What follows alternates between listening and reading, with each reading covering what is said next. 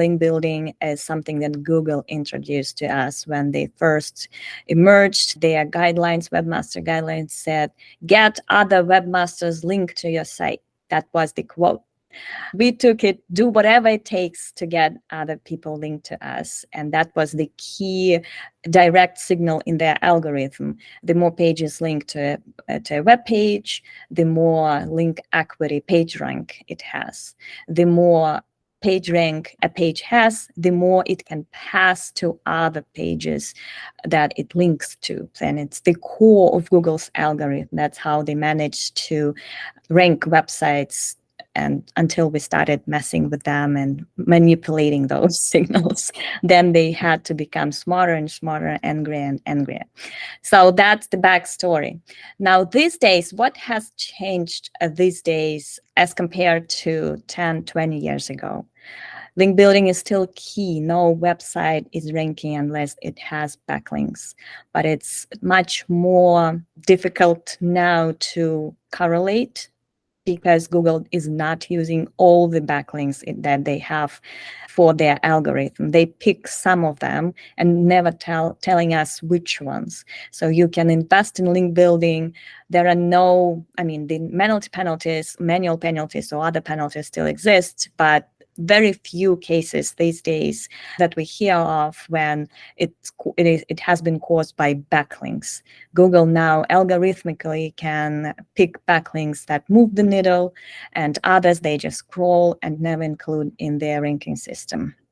So the correlation between link building and higher rankings is much harder to spot at this point. It takes longer. 20 years ago, when I started in SEO, one page rank 7 link would boost rankings within a month. Now it takes 2-3 months, and during all these months, you keep investing in backlinks, and at the end of the day, you cannot be sure which of those actually helped or not.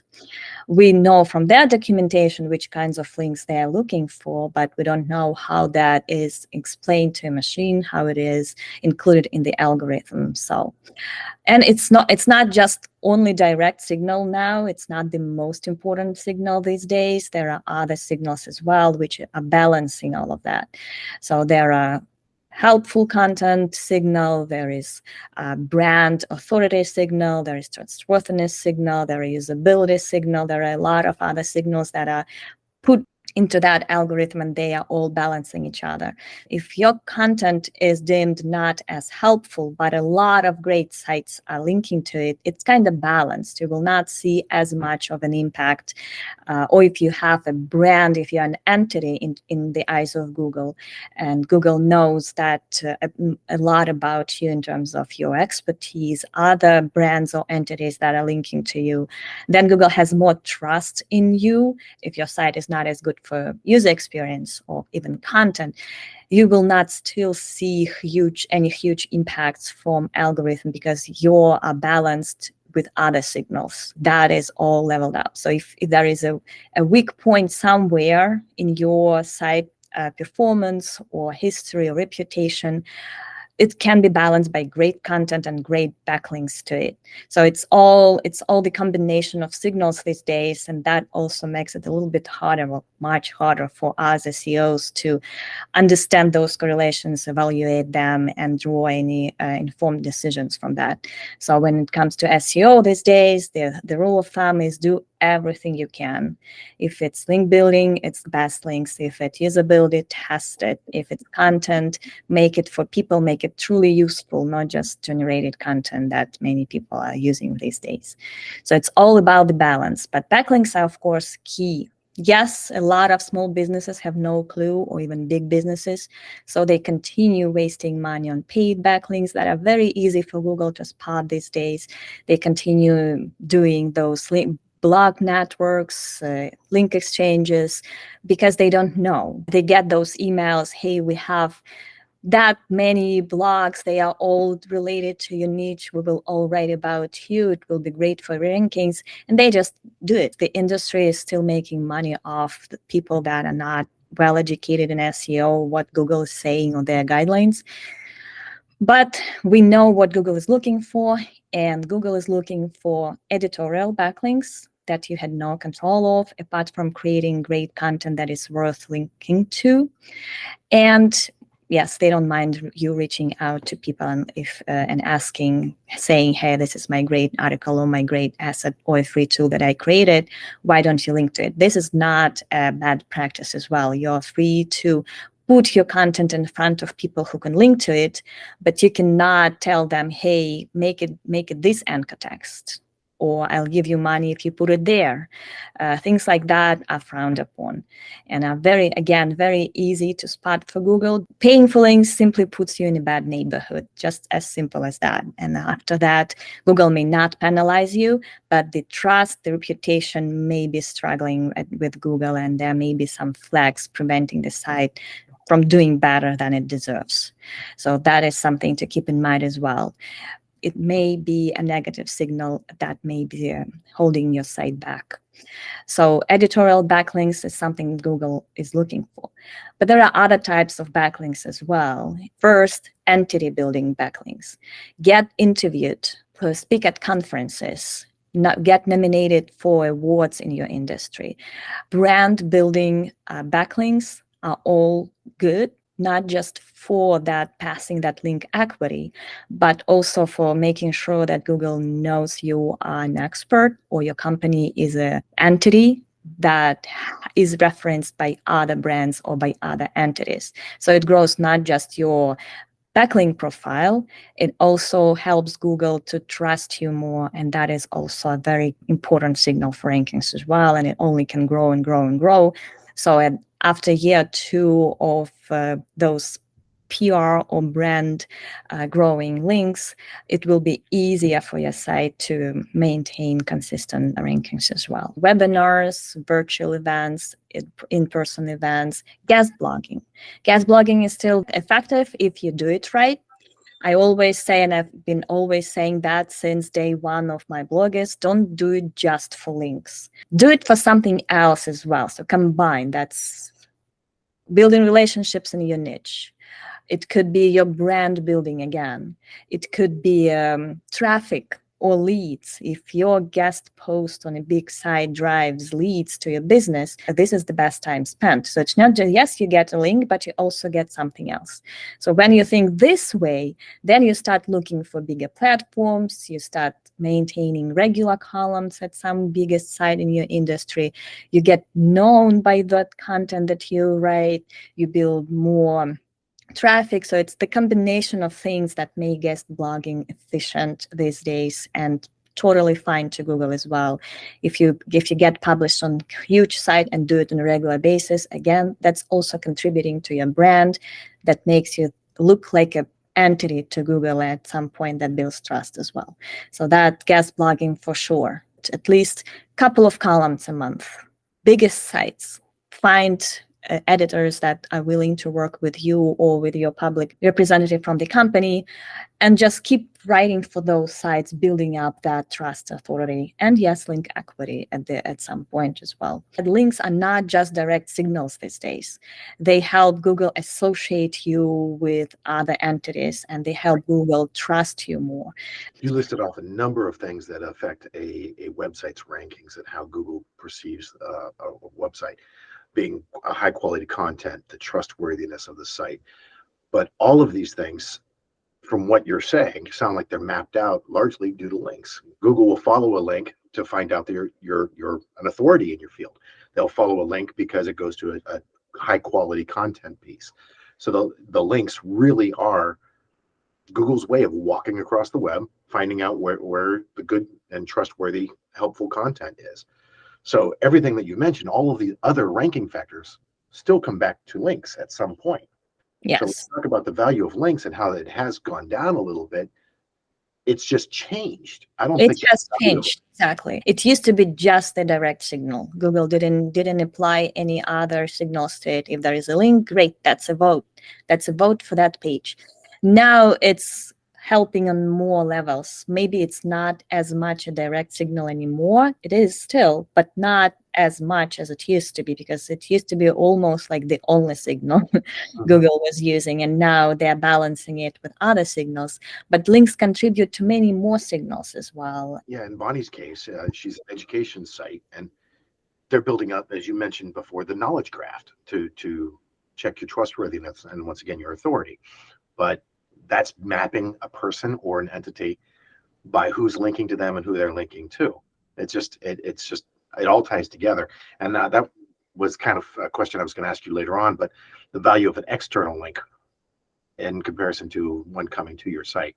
When you're interviewed, when you're hosted, you would want to link out to the site that interviewed you.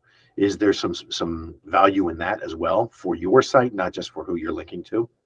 I think that links is the most natural way for Google to identify who you are, connect all the dots. This is exactly the same person they interviewed, because they also linked from their side to that interview. So now we assign that trustworthiness signal to that particular person, authorship, brand, website, entity. So that is always important to, if you've been interviewed, included in your about page, link to it from your profile page on social media. Helping Google to connect all the dots is always important. If you're a local business, for example, getting listed in all local directories is also link building, and it's important to do as well.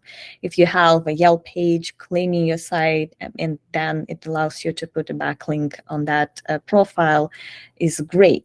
So do that by all means. Look at what your competitors are doing and adopt something good. Don't follow that bad tactics. Like, I'm sure most of your competitors are still in, especially in like niches like life insurance. I'm sure there is still a lot of paid backlink link building there.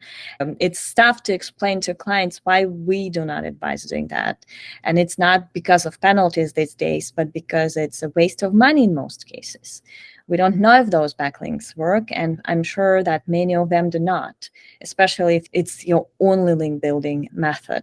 It's definitely not helping. And diversifying is another thing. It is also important.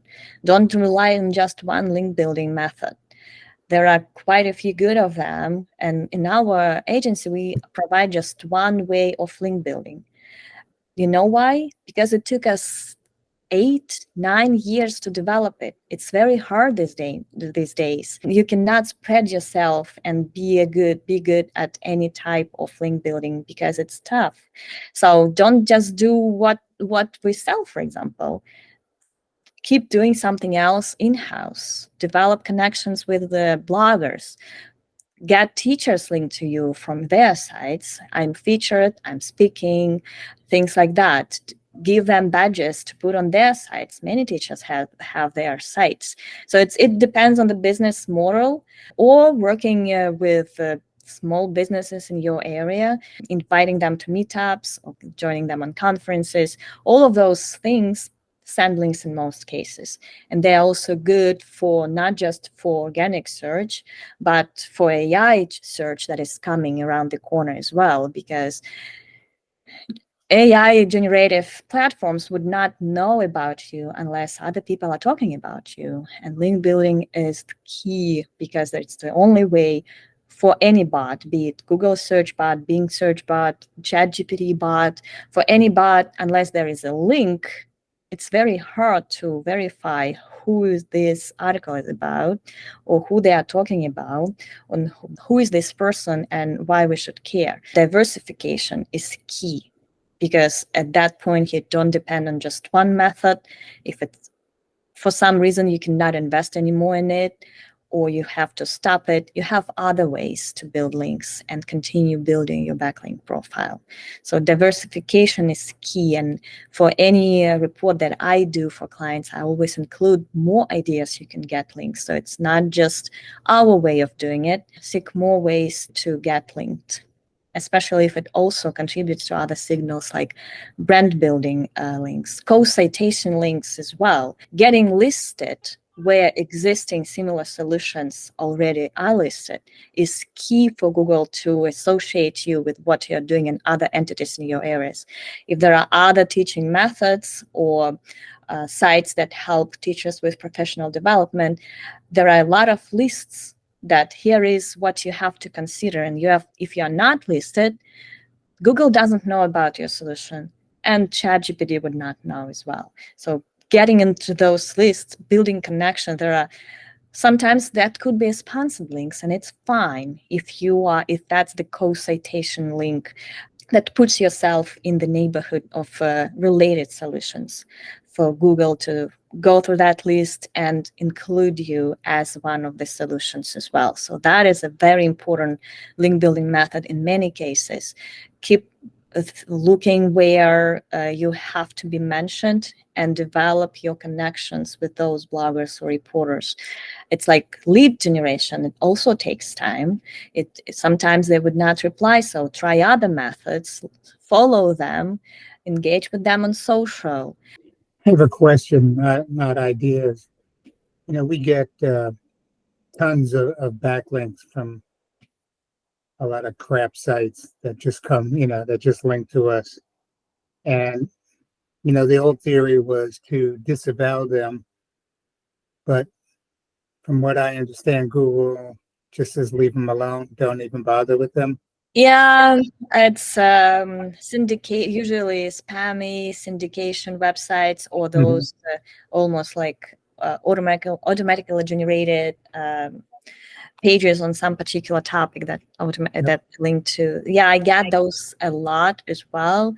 I don't bother. We are at the point when your resources are better spent getting good links than trying to follow these sites and create the huge disavow file to get rid of them. I think Google will get rid of disavow tool very soon, probably within 2024. It's just confusing people. Bing already did that. They are handling link analysis on their own. They don't need as much help for us anymore. They even told us that no follow would be just for their information. They will choose if they want to include that link into their algorithm or not for themselves. And it used to be a huge signal for them just for that reason. They had no way of algorithmically excluding a link from user-generated content or sponsorships.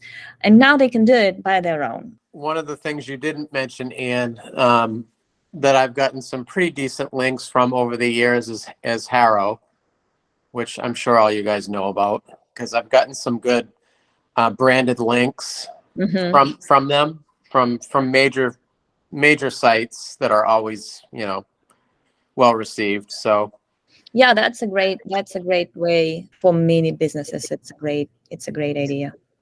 Yeah, relating back to what you were saying earlier, I've been putting some more effort into trying to get branded links to my site and to get those expertise signals. So if you start getting interviewed, if you start appearing at podcasts, webinars, or live videos or something like that, bloggers start noticing you and inviting you to more and more. It's that snowball effect. So once you agree or to a few of those interviews, or just apply to speak at podcast, for example, on an interesting topic, you'll notice that people will start come knocking to your door. It is time consuming, though. I can imagine if you have to do your work and simultaneously worry about getting interviewed or appearing at a podcast. I'm sure it's challenging, but it's rewarding in terms of building your personal brand and organic search reputation as well. Right. Because people searching for your name, trying to figure out if they want to work with you, will come across your expert podcast or something like that, or video, and suddenly they trust you much more. And Google is just like that as well. If you're publicly sharing your expertise, they will notice it and they will put more trust in other things that you create, including your website. A good link building method does more than just links. That's my definition of a good link. It brings more than just link. And Google's of course, is on the same page with me because they just don't want us to get fake links. They want those links to do something else, whether it's brand mention, whether it's leads, whether it's reputation with better reviews in search. And you mentioned Wikipedia as an important tool as well. What would that be under directories, or is that what category? It's a separate animal. Yeah, Uh-huh. it's a separate animal. It's very tough to get included into it or get linked into it. We have third-party providers that are helping, but it usually takes like 6 months to a year to create a Wikipedia strategy that works. That is a page that is not going to be deleted. So that's a lot of collecting data, trying different angles, maybe creating other pages that could link to you, not just starting with the site or with the brand. So it's the whole strategy to be well positioned on Wikipedia. My dream is to start it in-house, but we're not yet there. Like I said, any good tactic takes years to research and prepare. That's why we only do one kind of link building in our agency. Like we really want to do something that we know how to do. Wikipedia, Reddit, all those platforms are getting they have been important for online visibility, and now they are key.